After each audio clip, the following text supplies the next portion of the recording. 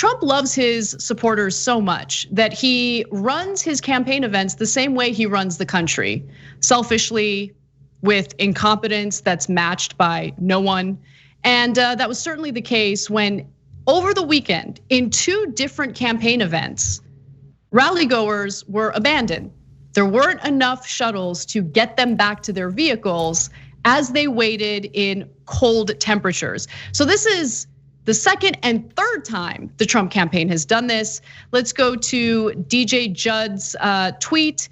And I don't think he's a real DJ. I think his first name is actually DJ. Not that that matters, but let me give you his tweet. He says, Trump has finished and left, but there's thousands of supporters who have been let loose into the night with no sign of the shuttles they've been told will take them back to parking. People are filling the streets, blocking the road for ambulances and police.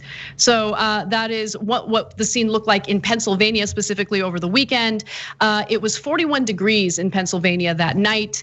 Now, the exact same thing happened in Georgia. Trump held a rally at the Richard B. Russell Regional Airport in Rome, Georgia on Sunday night. Thousands of people were bused to the event, but when it was over, there weren't nearly enough shuttle buses to accommodate everyone. Scores of people had to wait for transportation for hours in windy 46-degree weather. And so let's just take a quick look at the video featuring the Pennsylvania rally goers. A chaotic scene following the president's rally in Butler, Pennsylvania, north of Pittsburgh. It's dark and cold out there, and a lot of people who went to the rally got stuck in it. This is not the first time, as you may know. Just last week, the same thing happened after a Trump rally at the airport in Omaha, Nebraska. Supporters stranded in freezing cold as the president flew off on Air Force One. CNN's Ryan Nobles was there at this latest chilly scene when events tonight unfolded. What's the situation right now? Well, Anderson, it appears the Trump campaign has now made an effort to get a number of buses to that location in Butler, Pennsylvania, to ferry the thousands of people that came to his rally here tonight. But it took quite a bit of time for that to happen. When we left the rally, it was a good 30 minutes after the president had lifted off on Marine One, and we walked into a logistical nightmare. There were thousands of people shoulder to shoulder, nowhere to go, no buses in sight, and no direction from anyone on the Trump campaign to tell them where to go or how to get back to their parking spots. And it became so frustrating for many of these Trump supporters that they ended up just walking. That is the decision that our crew made. My producer, DJ Judd, and I walked about a mile to get to our parking lot, found our car. And then when we started driving away, we spotted Trump supporters that were walking to their cars as much as 3 and 4 miles away from where the Trump rally was taking place. I think DJ Judd is a super cool name. Anyway, Cenk, take it away. Yeah. My ex-girlfriend, who was Jamaican, had a saying for this. It's called Uygur. I have zero sympathy for these folks. None whatsoever. Were some of you separated from your families? Oh, you didn't care when it happened to other people. You didn't care when the incompetence of Donald Trump led to us having the most cases and most deaths in the world in coronavirus, 230,000 dead Americans, and you're out there rallying for Trump. You're not just voting for him, you're rallying for Trump. And so when his incompetence hits you, you'll excuse me if I don't shed a tear. So, and it's not, guys, incompetence is a giant problem for Trump that I've been talking about for 5 straight years. He doesn't care to do his homework, and in the fish rots from the head down in Scaramucci said.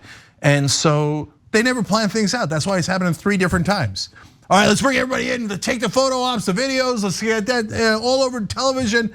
What are we gonna do afterwards? Nobody even asks because they're incompetent. They don't care. But that leads to the second point, which is lack of empathy. He probably thinks you're suckers and losers. He already used you for the photo op. What difference does it make what happens to you after he already got the video he needed to spread out across that state? Afterwards, you can freeze your ass off on your own time. Trump couldn't care less. And so, welcome to the rest of America, where this is how we've all been treated for the last 4 years. Yeah, you mentioned the families that were separated at the border and how none of these Trump supporters shed a tear for them. In fact, they tried to justify it and served as apologists for it. Last Friday we did a story about how 40 immigrants have died in Border Patrol custody since 2017, 40. that is an insanely high number. And yeah, no, I mean, that barely even made it to the media's radar, to be quite honest with you. Like, it was kind of shocking how little attention that story got.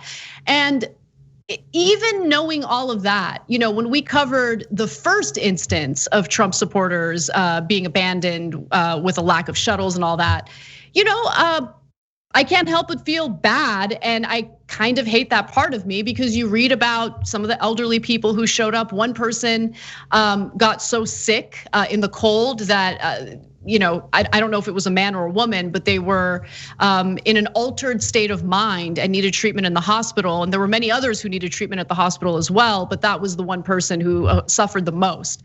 Because Anna, at the end of the day, they're yeah. I'll be the bad guy. No, I get it. I get what you're saying. Trust me, I get what you're saying. Yeah. Yeah, look, I'll be the bad guy. I want to be a little more cutthroat too, Cenk. No, first of all, if you're a Trump supporter, you're already in an altered state of mind. You went to a Trump rally in the middle of the freezing cold when you apparently have health issues. When the number one problem with Donald Trump is his inaction on health issues. And so you go out there like, yeah, no healthcare for anybody. Oh, I got sick. Somebody have sympathy for me. No, when you didn't have sympathy for anyone else, don't come crying to us asking for sympathy now. And Anna's right, we're progressives. We're gonna treat you anyway. If we had it our way, you'd have healthcare coverage. You'd have any doctor you want. You'd have universal healthcare coverage, and it would cost you less. That's what we're trying to get you. But you keep punching yourself in the face, going, why am I bleeding from the nose? Because, dude, you punched yourself in the face. We were trying to help you and stop you. But the great irony here is, by not sending the buses, Donald Trump might have accidentally actually overall helped their health. Why? They were all gonna crowd onto these buses where they were gonna all sit next to each other without masks, and since it's cold, they were gonna close the windows. Well, if one of them had coronavirus, almost everyone on that bus would get coronavirus. So even though it was uncomfortable, they were probably better off walking. Thanks for watching The Young Turks, really appreciate it. Another way to show support is through YouTube memberships. You'll get to interact with us more. There's live chat emojis, badges.